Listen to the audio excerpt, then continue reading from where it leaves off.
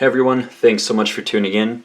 It's been a busy couple of weeks, but I'm finally getting around to a new video, and we're going to take a look at this custom knife from knife maker Sam Johnston of Johnston Knives, and he is out of Asheville, North Carolina. As you can see by the completion date, this knife was actually completed and delivered quite some time ago, but I've just been really busy and kind of pushing off the custom knives since most of you guys are more interested in, again, seeing the production knives, things that are readily available, as opposed to one-off customs. But this is a very special piece, and I love this piece because this was my actual build with Sam. I've had 3 other of his knives to date, and one I got with a lottery, one I got from another collector, one I got from, kind of first come, first person to email me type of approach. But this was my build that I got in his books for either 2 or 3 years ago. It's been quite a while, and my timelines are just all blurring at this point. But it was right when he came on Instagram, it was right when I started following him, and, it kept getting pushed off, which I was fine with. I was able to acquire some of his other knives, so not really a big deal. But we finally get around to my build. I get to specify all the pieces, all the material used, and, kind of along those lines, I think this knife is an excellent example of a point that was illustrated lately on the Everyday Commentary podcast regarding patience. Collecting knives, being in knives, it really is about patience sometimes. It doesn't matter how much money you have. If you're at the back of a book and it comes when it comes, then so be it. Now, if you've got, stupid money to throw around, you can probably get what you want when you want it. But if you don't, you're like most of us, you really do have to be patient and wait for your time to come and for your build to come if you don't want to throw around, double, triple the money, whatever it may be. So let's get into this piece without rambling too much here. Here are all the materials. The model's the Navaja. We've got some really cool bacon Damascus, mokume accents around the pivot collars and the back spacer, and then a marbled carbon fiber and a titanium bolster here on the knife. So frame lock, titanium pocket clip. Anyways, those are the materials for this knife. And yeah, so again, waited a couple years for this build to come up, and one really cool thing about this knife is I actually sent him the blade steel.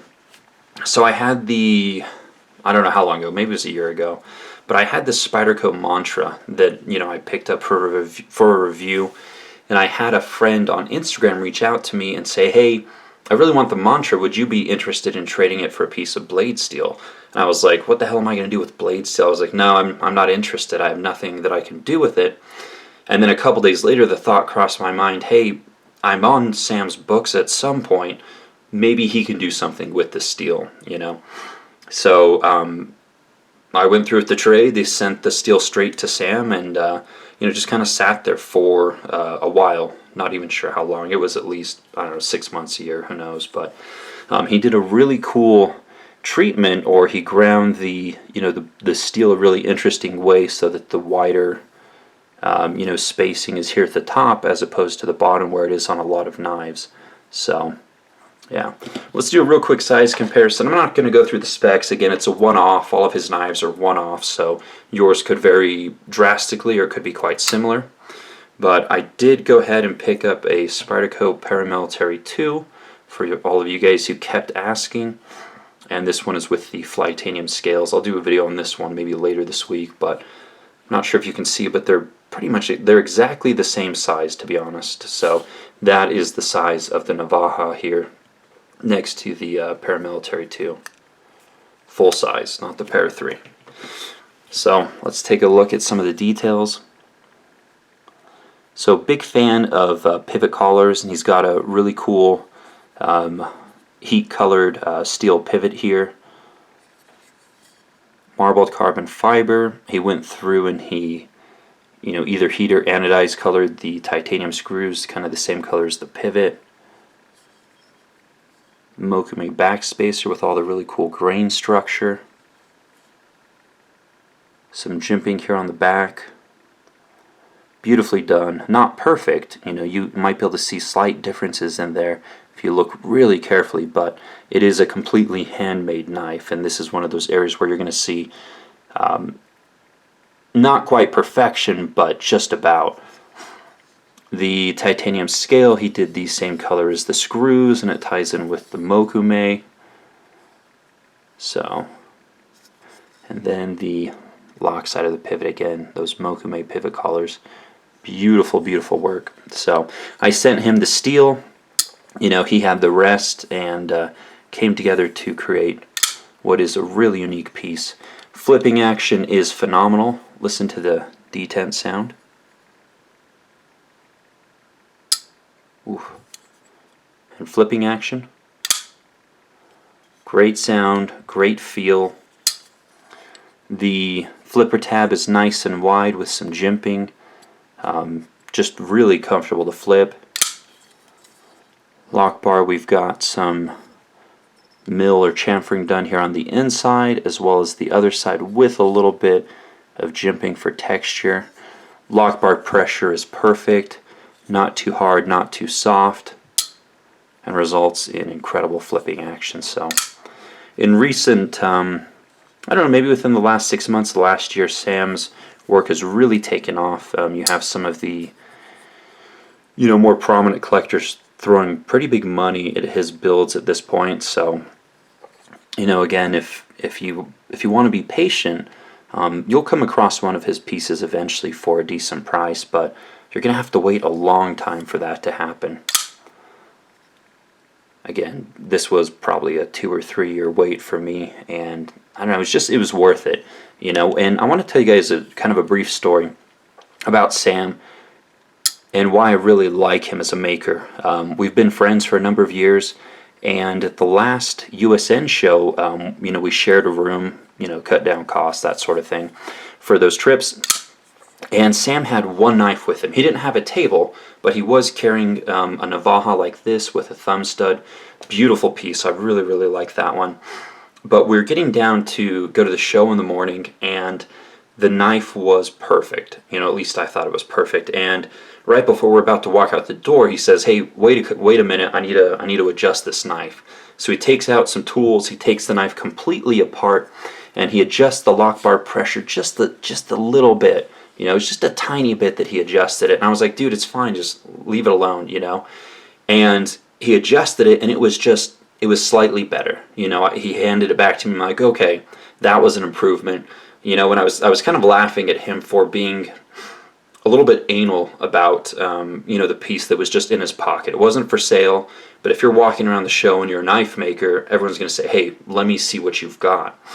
And to him, it had to be absolutely perfect if he was going to hand it to anyone, or if he's going to ship it to a customer. It has to be perfect.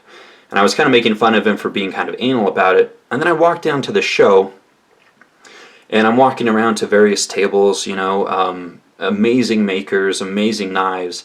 And on some of the tables, the knives had, incredible lock stick, or, there was the action was poor, or there was lock slip. I mean, there were problems with the knives on the tables, and what really struck me is, Sam wouldn't even carry one in his pocket if it wasn't just ever so perfect. Yet you had guys selling knives at the tables that were either rushed, or, they hadn't taken the time to inspect each knife on the table, that they had up for sale. And so that was really kind of one of those moments that I think really helped me to understand Sam as a maker. He is very particular about perfection. All of his builds, they're unique, they're different, they're one-off, and he will not ship it out if it's not perfect. He will not carry it, let other people handle it if it's not perfect. And that degree of, I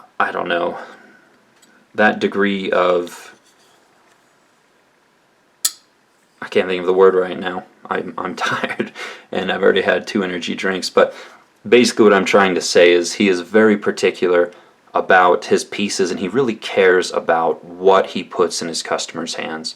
So, I think his, I can't remember right now, but his background is either in cabinetry finishing or custom cabinetry, but His work is split, part-time between that, part-time between the knives, but he just does incredible work.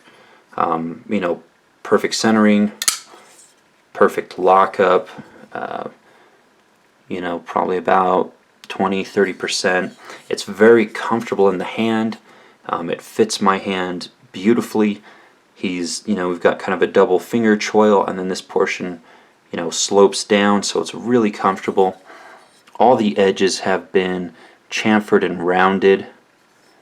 There's just no sharp edges. The sweep on the blade gives your thumb a nice spot to sit. I mean, it's just meticulously done to what is perfection that can be done by hand here. So, big fan of his work.